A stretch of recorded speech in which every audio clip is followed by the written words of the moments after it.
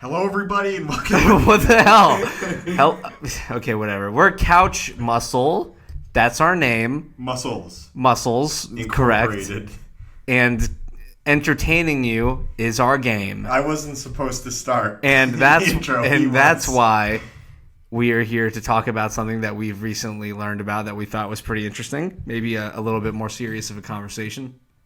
But it has turned out that for the first time, Andy Signor has really come out explaining some of the details regarding the accusations of sexual assault or misconduct, or as a lot of headlines ran with, even rape. So, Anthony. Yes. Let's set up the groundwork before we jump right into it. Okay.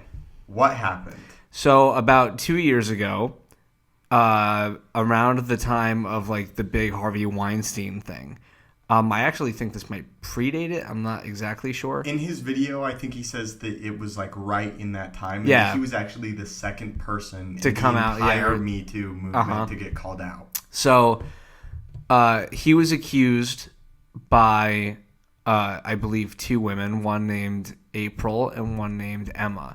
And the accusations were, you know, what you would expect them to be, just like anything else in the Me Too movement of behaving inappropriately sexually and being a little bit of a deviant. Yeah. And Andy Signor has been relatively quiet for this entire time. And because of a lawsuit that was going on, because the company that actually he was employed by, technically, because he's like the creator of Screen Junkies, right? Mm-hmm. But they still have a boss, Defy Media. Mm-hmm. And apparently they fired him, and he was in a lawsuit with them where it's like he was terminated unjustifiably. Yeah. And that's why he's been silent for so long, and why he hasn't spoken up, because apparently part of his lawsuit is he could not have spoken up. Yeah. And also apparently they settled outside of court, meaning that it sounds like he won, and that Defy Media had to pay him an amount outside of court. I would believe that. And interesting enough, too, with the whole him not even speaking out part, because he can't, he's been making content on another YouTube channel called Popcorned Planet for about like 10 months now, and he's been like just reviewing movies and breaking down like trailers for big movies and stuff like that. Basically like your standard film YouTube channel. And I'm just surprised that it's like he's been able to work on this YouTube channel and grow it over this past almost year without having like addressed that issue in the first place. Like, I just imagine that being incredibly difficult. But he was able to do it, which is pretty impressive. But it's really interesting because when he breaks down exactly what happened, like Andy Signor has evidence.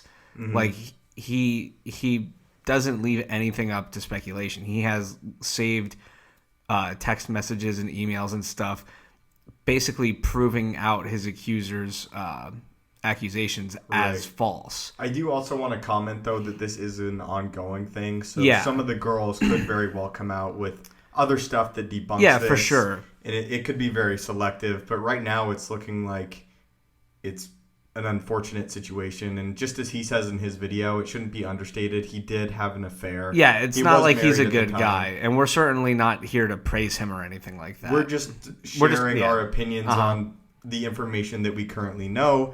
And if other stuff comes out, if people actually watch this video, we'll be sure to update that and kind of follow it along. But I just don't want it to sound like he was this completely innocent person. Absolutely that made not. No advances on employees. That even some of the girls said that although it seemed innocent, there were very clear advances. Yeah. And he was a cheater. Yeah, but as he describes it, in the video, cheating is not illegal. Yeah, that's what he says. What he did. It's not a crime. What he did was wrong, but it's not criminal, and he was treated very much as if it was criminal, and that's a problem that has been going on a lot in this Me Too movement, where it's like you can make mistakes, and they'll be like absolute career killers for you.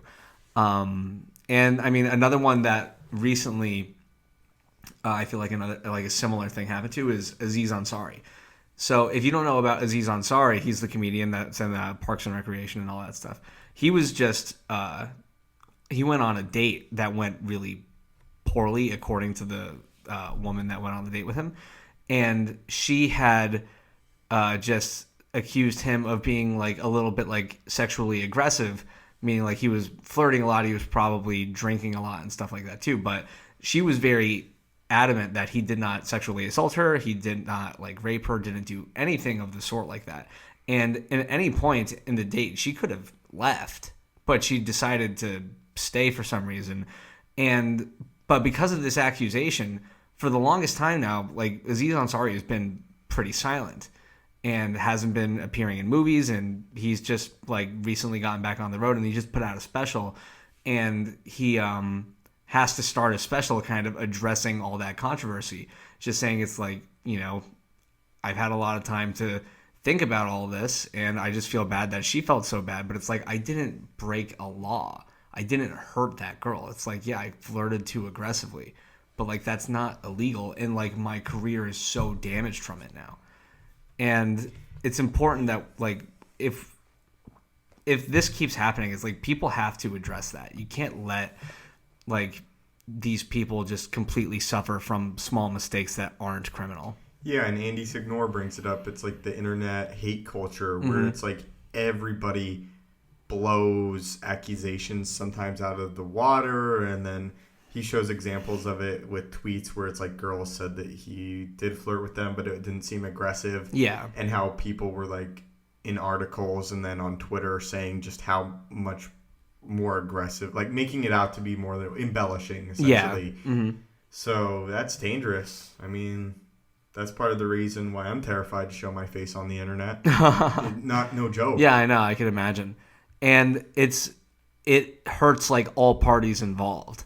Like Screen Junkies, I'm sure, has been damaged from the whole image of Andy Signor and the accusations that were made against him. Maybe not so much now as in like when it first happened, but like it's not just like this one guy gets hurt.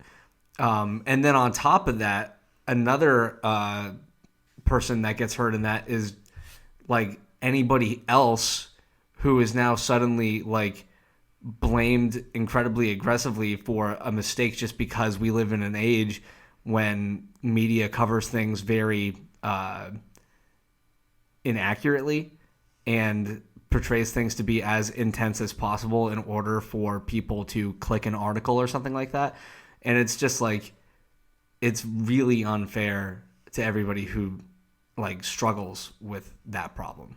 Right. Not everybody deserves it. And then like, and not to understate the people that do have this problem. So it's like your Kevin Spacey's and your Bill Cosby's and Harvey Weinstein's. Like those people are criminals. Right. And you need to make sure that criminals are held accountable. But we can't make everybody out to be a criminal if they didn't commit a crime, which is the important part of this. Exactly. Yeah. Well, I really don't have anything else to say about it. Yeah. If something, actually, I want to mention one more thing, and that's kind of the reception of the video. Mm-hmm. It seems to be pretty positive, actually. Yeah. And all the other videos talking about it, they seem to kind of realize, oh, maybe things weren't as they seemed, and maybe people freaked out. And the silence because of the lawsuit, I think, has really damaged it, and maybe his reputation could have been salvaged a little bit if he was able to come out instead. But I mean, he made that choice. It sounds like he made the choice to pursue the lawsuit, and because of that he couldn't really speak out about it. So I'm just kind of like in a hypothetical in my own mind, like what would have happened if he had actually debunked everything beforehand. I'm sure that his brand specifically wouldn't be nearly as damaged as it is now, because when you just disappear from the argument, it kind of makes you look guilty. But like I said, the reception of it seems good. I mean, he's built a ton of successful companies. I don't know what his future holds. I'm interested to see what it holds, and kind of shared my opinion already. I'm interested to see if any of his accusers, what they will have to say, and if they will debunk. That'll be interesting too, to see if they do come out in opposition to these new recent like evidence. That sentence made no sense. Okay. I'm curious what they have to say. Bam. There you go. Nailed it.